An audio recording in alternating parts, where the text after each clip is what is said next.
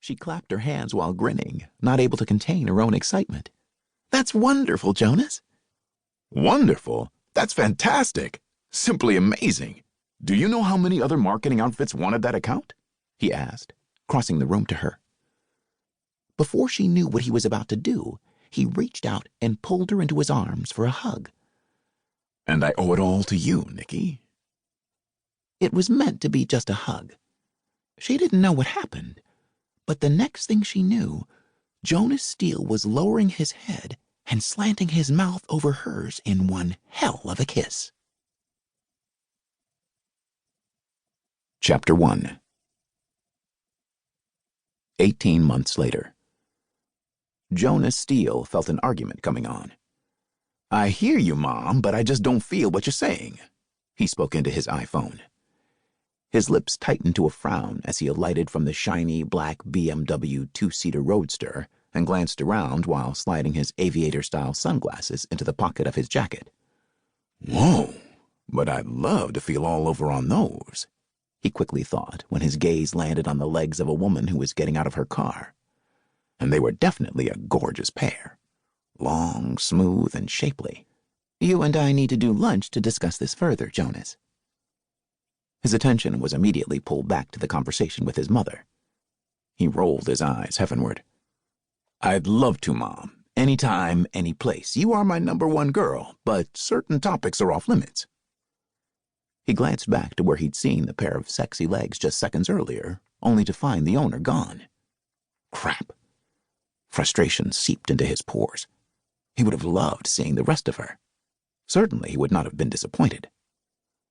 His frown deepened when his mother said, "That's utter nonsense, Jonas. You can't restrict me from certain topics. I'm your mother." He shook his head as he made his way across the parking lot. He loved his mother to death, but lately, talking to the beautiful Eden Steele, former international fashion model and the woman who had captured his father's heart close to 40 years ago, was draining on his senses. "True, however, you leave me no choice. With Galen and Eli married off, now you want to give your remaining 4 single sons grief, but we won't let you." "You won't?"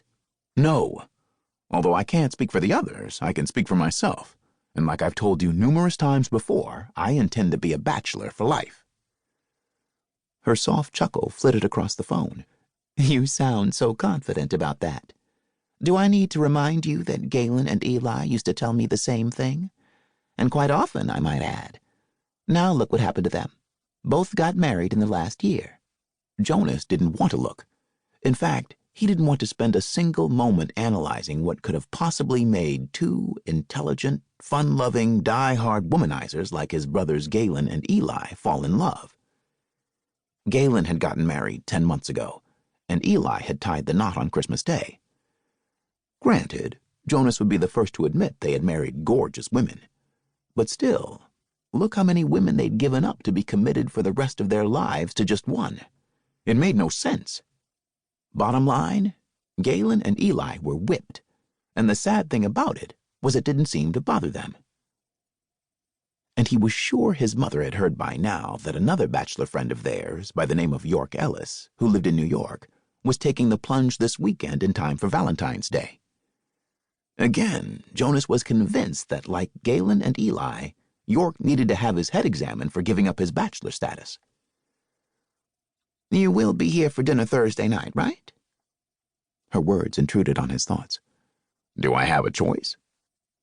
"There are always choices, Jonas."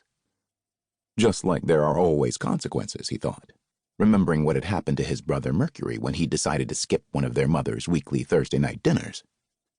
Before Mercury could get out of bed the next morning, Eden Steele had arrived on his doorstep. She had informed her AWOL son that since he had missed such an important family function, she was duty-bound to spend the entire day with him. And then she had the nerve to invite the woman Mercury had spent the night with to tag along. Their mother had deliberately overlooked Mercury's bed them but never wed them policy when it came to women.